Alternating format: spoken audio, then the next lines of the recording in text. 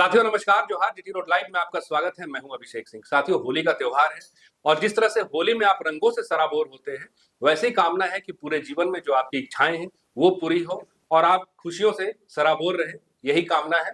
साथियों, चर्चा को हम आगे बढ़ाते हैं और आप देखिए कि किस तरह से 20 सितंबर 2025 को जब कुर्मियों का रेल टिक्का आंदोलन हुआ था, तो एक बार ऐसा लगा कि पूरे 3 राज्यों में एक तरह से रेल के पहिए थम गए और तमाम कुर्मी समुदाय अपने अधिकार की मांग को लेकर के पटरियों पे था।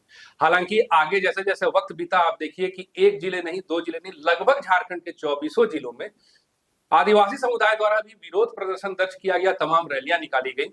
उसके बाद चुनावी माहौल में एक शून्यता दिखाई दी।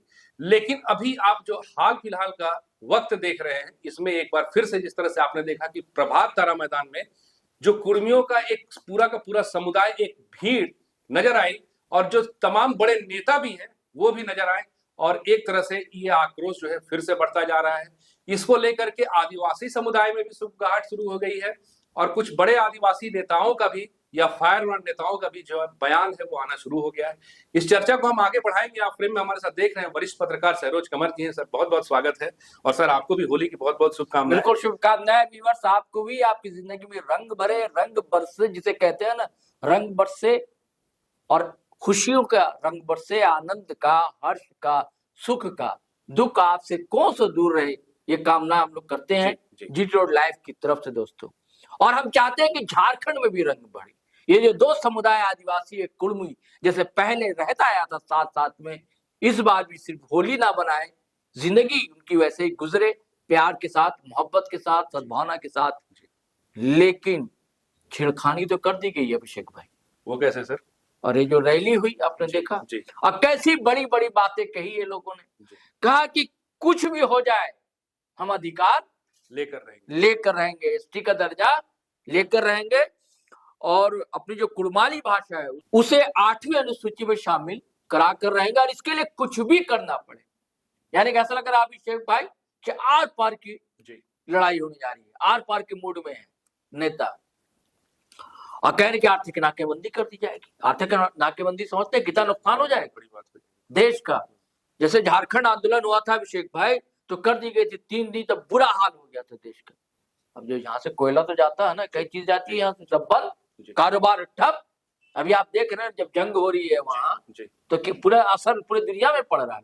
तो अगर हमारा स्टेट पे कुछ हो जाएगा, जहां हो जाता है झारखंड में, इसका असर समूचे देश पे पड़ेगा, देश में पड़ता है। ये कर दिए। लेकिन अब उधर जो है आदिवासी समाज भी चुप रहने वाला तो है नहीं। आपने देखा था कि पिछले बार कितना हुआ था जी, तमाम रैलियां सर, चाहे रांची की बात कीजिए, राजभवन मार्च कह दिया गया था कि रेल रोक रहे हैं, हम जहाज रोकेंगे। हालांकि जहाज रोके नहीं, लेकिन ऐसा दावा तो था, चेतावनी थी। और उसके बाद जगह जगह रैलियां हुई। हमको लगता है कि कुर्मी समाज ने तो एक रेल टेका आंदोलन किया, लेकिन आदिवासी समाज से जुड़े कई संगठन अलग अलग, रांची देखिए सर, खूंटी देखिए, खूंटी, रामगढ़, गुमला, हमारी हर जगह, मतलब कोई जगह खाली नहीं छोड़ी थी। और उसी के तो देर है 2-3 नेत्रियां खुलकर सामने आई थी, जैसे निशा कुमारी भगत हैं, ज्योत्सना क्रिकेटा, ये सब लोग सामने आए, हीरो बने, नायक बने। तो हमको लगता है कि उनको भी रोजगार मिल गया है ना। होली है साथियों, बुरा नहीं मानिए, रोजगार ही है इनका, है कि नहीं? रोजगार मिल गया उनको कि अब बोलना शुरू कर दिया। और मैं देखिए कुछ और शब्द नहीं कहूंगा, अमृत ही कहूंगा कि लोगों के मुंह से अमृत अब टपकने लगा।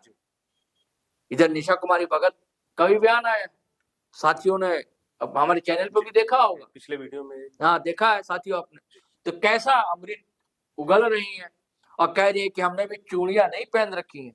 मैं उनकी बात नहीं करूं, आदिवासी समाज की बात करूं। चूड़ियां तो वो पहनती हैं निशा जी, आदिवासी समाज की बात कर रही हैं। यानी कि कहने का मतलब है कि कायर नहीं है, बुजदिल नहीं है ना, मुंह तोड़ जवाब देंगे, मतलब ईंट का जवाब पत्थर से दिया जाएगा। अब कैसे देगा जवाब? बड़ी बड़ी बात, कई बातें कही है भाई, कि यहां तक कह दिया, बताइए कि अनपढ़ है समाज, अराजकता फैलाता है। आपको लग रहा है कि अराजकता फैलाता है कुर्मी समाज? वो तो भाई अपना संविधान के तहत मांग रख रहा है, वो कहीं आगजनी नहीं कर रहा है, वो कहीं, अब एक था रेलों का, उसके बाद तो उसने ऐसा कोई, वो भी अराजकता नहीं, लोकतंत्र में एक ढंग होता है अपनी बात को रखने का। साथ में देखिए ना सर, जी। कितने कागजात भी प्रस्तुत किए जा रहे हैं। हाँ। 1931 की बात कीजिए, 1949-51 की बात कीजिए, तो जो भी है तर्क संगत बात रख रहा है। हाँ, अपनी बात रख रहा, और ये वो आदिवासियों से नहीं मांग रहा है। जी।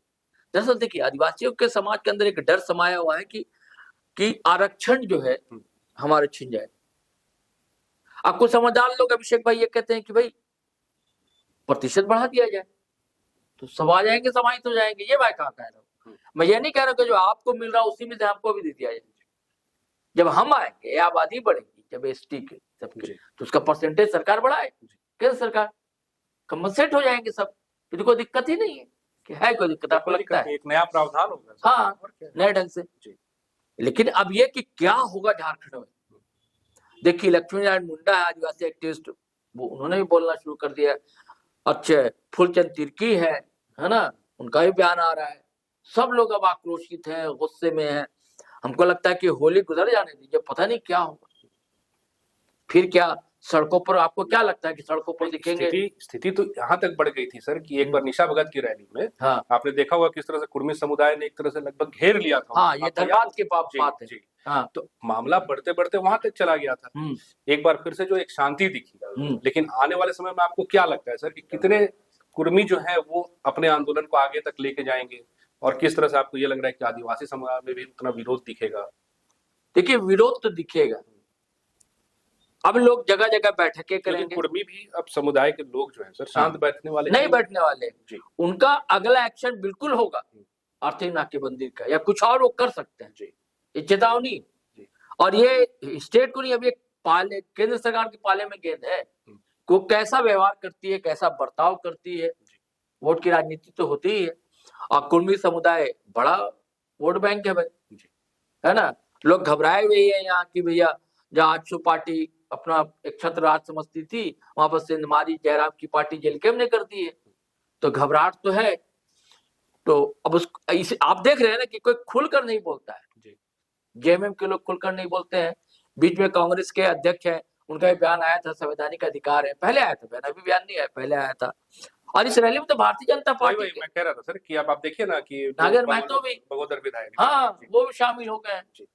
तो यानी कि भाजपा के अंदर भी यानी कि कुछ बातचीत चल रही है, बस इसलिए कि ये वोट बैंक का सवाल है। अब उसको कैसे केंद्र सरकार करेगी, हमको आपका भी कहना वाजिब है कि बिल्कुल ये लोग एक आंदोलन करेंगे जी। अब ये सवाल, क्या आदिवासी उस ढंग से उतरेंगे सड़क पर?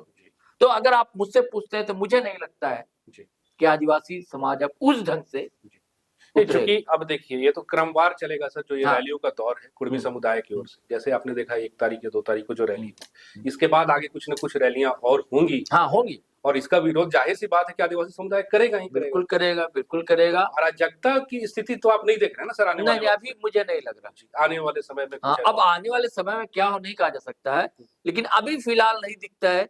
आदिवासी संगठन विरोध दर्ज कराएगा, रैली करेगा, छिटपुट करेगा, वैसा नहीं दिख सड़कों पर आक्रोश पिछले बार में आपने देखा मणिपुर तक 25 में जैसा दिखा था।